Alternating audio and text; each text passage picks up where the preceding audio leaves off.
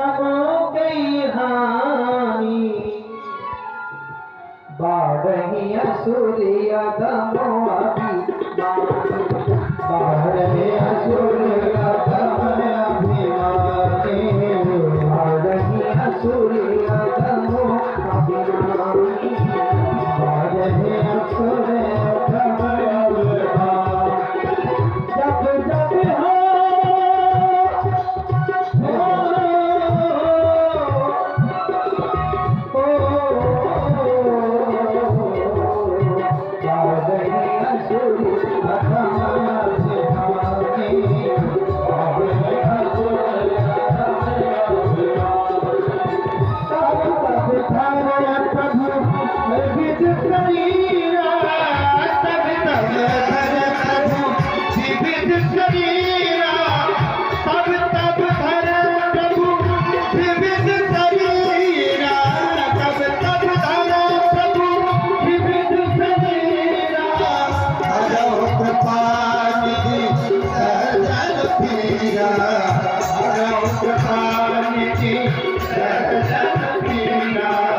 जब हो धर्म के आगे जब धर्म होए धर्म के आगे बात असर अधम अभिमाने अधम अभिमाने अधम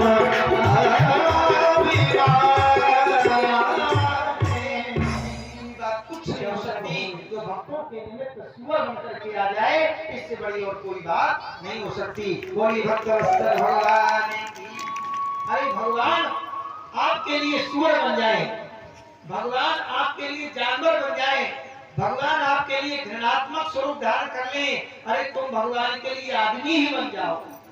तुम्हें सूअर नहीं बनना पड़ेगा, तुम्हें सूअर नहीं बनना है, तुम्हें गधा नहीं बनना है, तुम्हें कुत्ता बिल्ली नहीं बनना, तुम तो आदमी हो, भगवान के लिए भगवान के ही आदमी बन जाओ।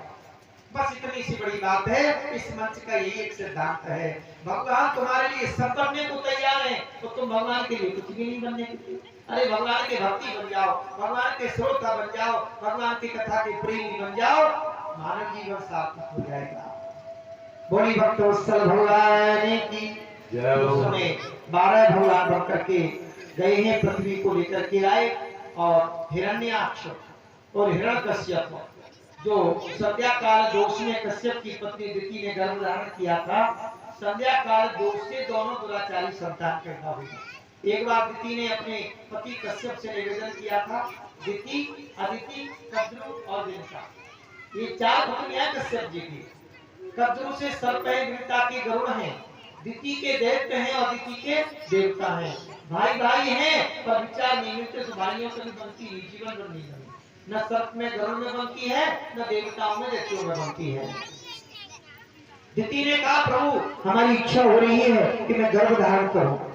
कश्यप जी ने कहा, देवी ऐसा घोर कमा बेला घोरा घोर दर्शना। इस समय भगवान शिव परिक्रमा करने के लिए आते हैं, संध्या दोष से तुम्हें दुराचारी संतान पैदा होगी, ध्यान रखना। पर दिति नहीं मानी। दिति ने कश्यप जी से निवेदन किया, और भगवान की कृपा से सांसारिक धर्म के द्वारा दिति गर्भवती हो गई। लेकिन संध्या का दोष लगा। संध्या दोष के कारण एक सिद्धांत है, चत्वारि मां कर्माणि संध्यायाम वर्जयेत, आहारम, मैथुनम, स्वाध्याय, निद्रायाम च चतुर्थकम। शाम के समय कभी रोजाना भोजन नहीं करिए। कहीं से भूखे आए हो, थके आए हो, कोई भोजन नहीं मिला तो खा लीजिएगा।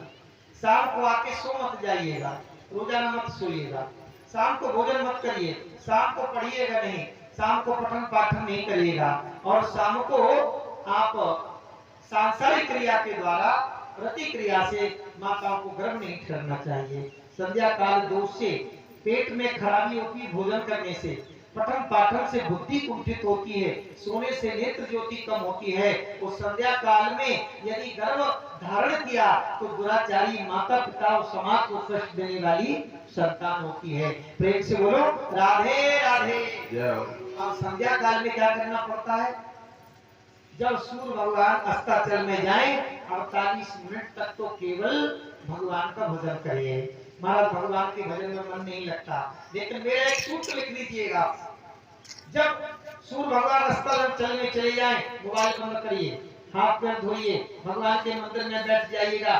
पत्नी से कहिएगा कि 48 मिनट तक या 20 मिनट तक हमसे कोई बात न करे, किसी की बात नहीं कराना, गृहस्थी के बारे में नहीं पूछना। मेरी बात ये नोट कर लें आप, ये नाटक करिए आप, और नाटक करते करते करते करते करते करते एक दिन तुम्हारा नाटक असलियत में बदल जाएगा। कि धीरे धीरे तुम्हारा भगवान के चरणों में मन लगने लगेगा, क्योंकि पत्नी बात नहीं करेगी, संसार की बात नहीं होगी। तो ये भगवान के भजन का तरीका है। भगवान के लिए तो एक पल, एक क्षण ही, एक घड़ी, आधी घड़ी, कितना भी हो भगवान को दे दीजिएगा। 2400 घंटे उस संसार को देते हैं, पत्नी को देते हैं, बच्चों को देते हैं, धंधे को देते हैं, व्यवसाय को देते हैं। इस मंच के माध्यम से शिक्षा ले लें। जिस परमात्मा ने पेट भर दिया है, जिस परमात्मा ने रहने को छत दे दी है, जिस परमात्मा ने सेवा करने के लिए पत्नी दे दी है, बच्चे दे दिए हैं, सब सारी कुशलता परमात्मा की कृपा से है। तो परमात्मा को धन्यवाद देने के लिए 10 मिनट परमात्मा को जरूर दे दीजिए।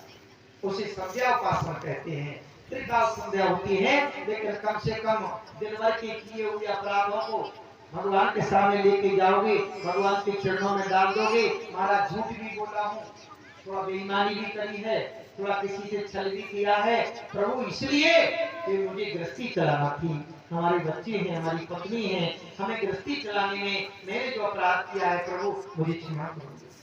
भगवान क्या करते हैं? सिद्धांत गोस्वामी ने लिखा है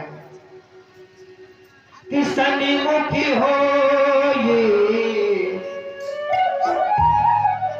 सन्मुख हो ये, जीव जब तब ही,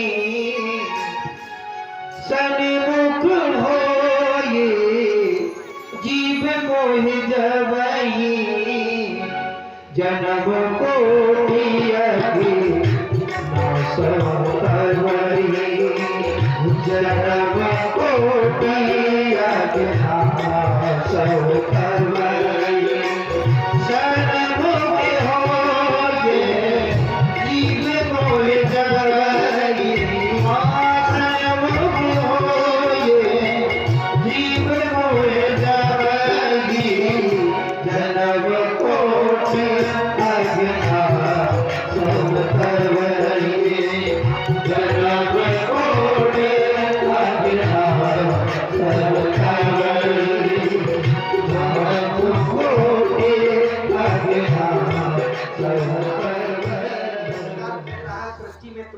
के कारण इनको बाहर आने की आज्ञा दो, बच्चों को जन्म दो।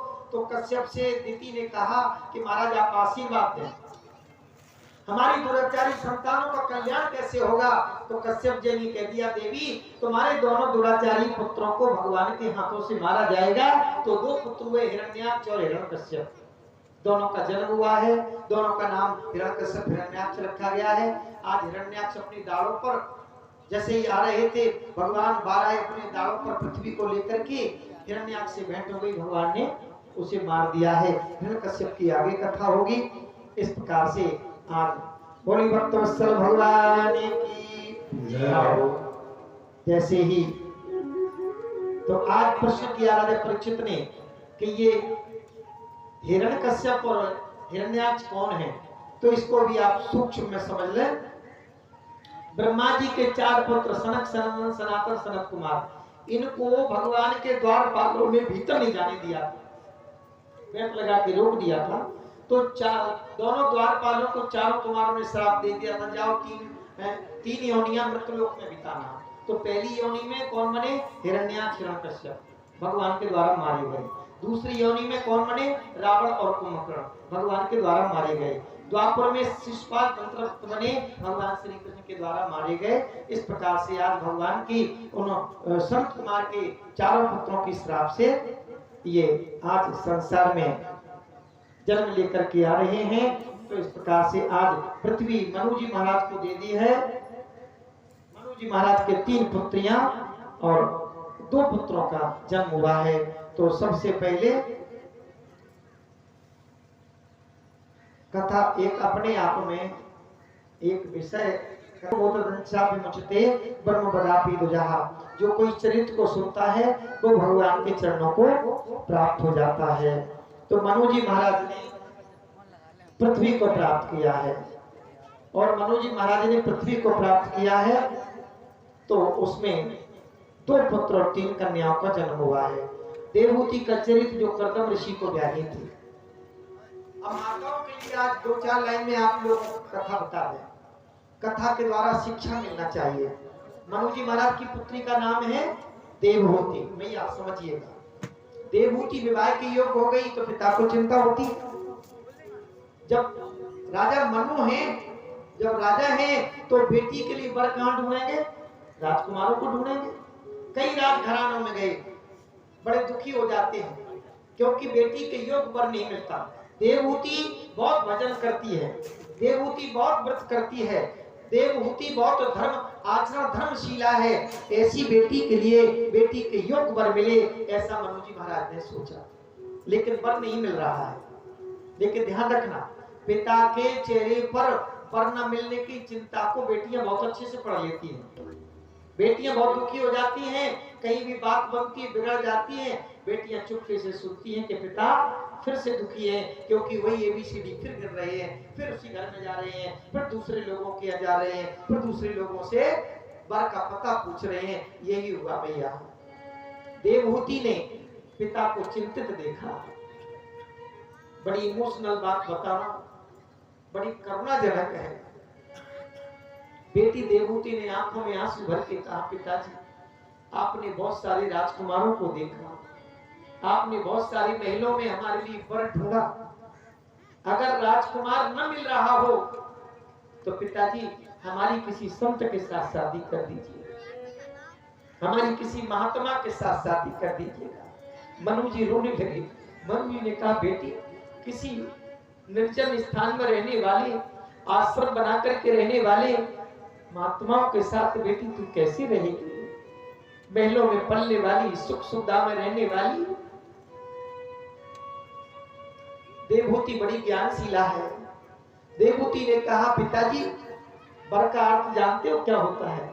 वर का अर्थ होता श्रेष्ठ, और जो श्रेष्ठ तुम्हें दिखाई दे उसके हाथ में मेरा हाथ दे दीजिएगा, चाहे राजकुमार हो, चाहे तपस्वी हो, चाहे कोई महात्मा हो। गुणों की श्रेष्ठता देखो। मनु जी महाराज ढूंढने लगे हैं। एक दिन कर्दम ऋषि के आश्रम में आए।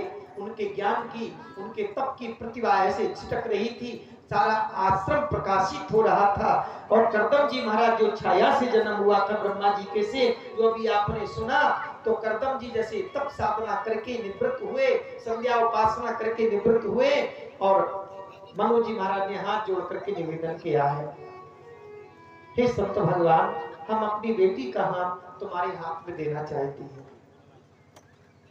कर्दम जी ने कहा, अरे राजन, तुमने तो मेरे मन की बात छीन ली है, क्योंकि मैंने 1000 वर्ष तक तप किया, और तप करने के बाद जब मुझे भगवान का आदेश हुआ कि तुम्हें सृष्टि का निर्माण करना है, तुम्हें गृहस्थी बसाना है, तो केवल मैं यही खोज रहा था कि मेरे अनुरूप कोई पत्नी मिल जाए। देखना, पत्नी अगर तुम्हारे विचारों के अनुकूल मिल गई ना, तो तुम्हारा जीवन धन्य हो जाएगा। ध्यान रखना, नास्ति भार्या समम सुखम, पद्म पुराण में लिखा है, नास्ति भार्या समम तीर्थम तारणा हिताय च। भैया हमारी बात ध्यान रखिए, हमारी बेटियां, हमारी बहू हैं, ये ध्यान अवश्य रखें। पत्नी को तीर्थ कहा गया है। पत्नी चाहे तो अपने घर को तीर्थ बना दे, पूरे गांव में एक ही घर की चर्चा हो। भगवान भोलेनाथ ने तो अपने सारे परिवार की पूजा करा दी केवल भजन के माध्यम से। अरे भगवान भजन कर रहे थे, भगवान ने कहा हमारी पत्नी की भी पूजा करो, तो पार्वती जी पूजे जाने लगे। भगवान भोलेनाथ का भजन इतना उच्च कोटि का हो गया कि भगवान भोलेनाथ के बच्चे भी पूजे जाने लगे। बोल, भगवान भोलेनाथ के नाती भी पूजे जाने लगे। शुभ लाभ, यानी पूरा घर पूजित तो हो गया, वो घर तीर्थ हो गया। जिस घर में एक कमरा भी नहीं था, रहने के लिए भोजन नहीं थे, गृहस्थी नहीं थी, तो नास्ति भार्या समम सुखम, नास्ति भार्या समम तीर्थम तारणा हिताय च। माताओं का बहुत योगदान है। और मैया एक बात बताऊं, जिस घर में तुमने बेटी का विवाह कर दिया है, सुबह शाम बेटी से कम बात करिएगा फोन पर। जरा सी बातों पर फोन करके कितने 70% 60% 65% जो केस होते हैं, जो बेटियों का बिगाड़ होता ना ससुराल में, उसमें कम से कम 70% माताएं बहुत सही बातें होती हैं। तुम ऐसे कह देना, तुम ऐसे कह देना। एक बात बताओ, तुम्हारी बेटी जिस घर में ब्याह करके गई है, तुम्हारे घर में बहू आई है, बहू से तो कहती हूँ देवर के कपड़े धो, बहू से तो कहती हूँ हमारे लिए 4 बजे चाय बनाओ, बहू से कहती हूँ ससुर के भी कपड़े धो, और बेटी के लिए कहती हूँ क्या नौकर लगी उस घर में जो घर भर के कपड़े धो। महाराज बड़ी भाग्यशाली निकली, ऐसा दामाद मिला, बेटी जहां बैठा दे वहीं बैठता है। और तुम्हारा बेटा बहू के कहने में बैठने लगे तो ऑब्जेक्शन है, तो आपत्ति है। बेटी जहां तुम्हारा दामाद बिठाता वहां बेटी दामाद बैठता है।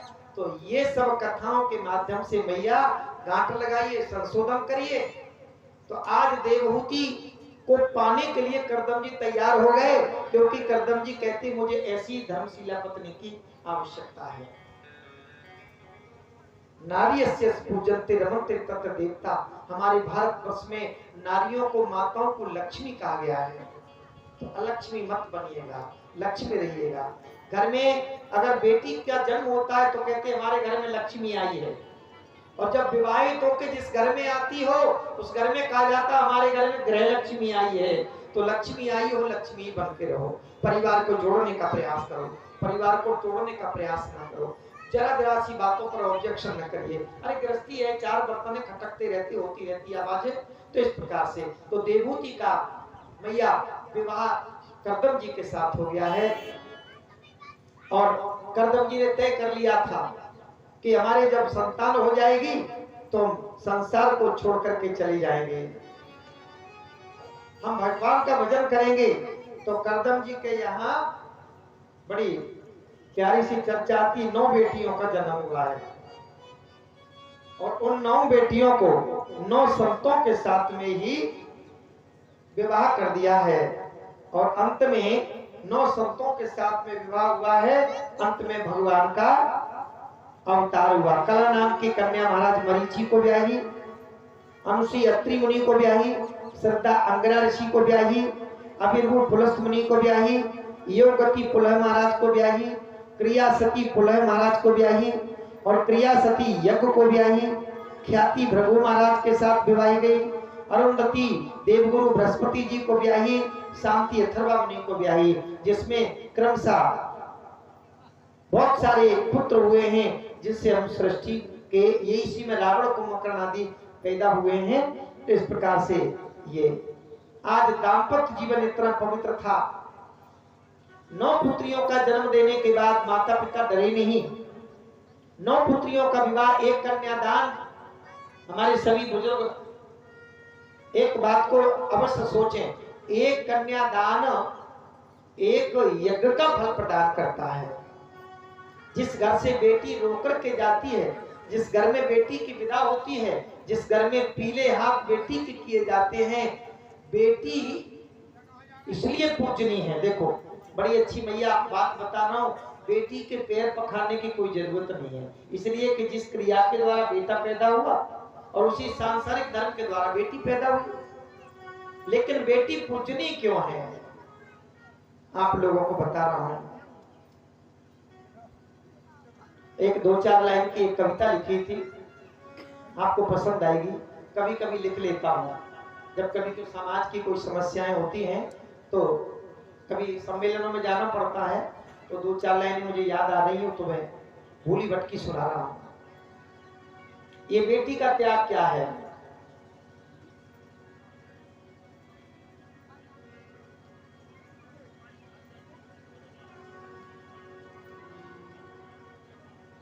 छोड़ चली सब महल अटारी, छोड़ चली घर द्वार, आज में चली सजन के द्वार। मैया ने क्यों पोसा पाला, पिता ने घर से आज निकाला। सकी कुछ सह न सकी ये रीति रस्म व्यवहार आज में चली सजन की। बेटी क्या कहती है, कैसे लांघू घर की दहली। दहली कितनी भी प्लेन हो, जिस दहली को हमारी बेटियां फुदक फुदक करके दिन में 50 बार लांघती हैं, विदा के समय सभी जानते हैं वो दहली बेटी को पार दिखाई देती है। इस दहली को कैसे लांघा जाए। भाई पकड़ता है, जबर डोली में बिठा देता है।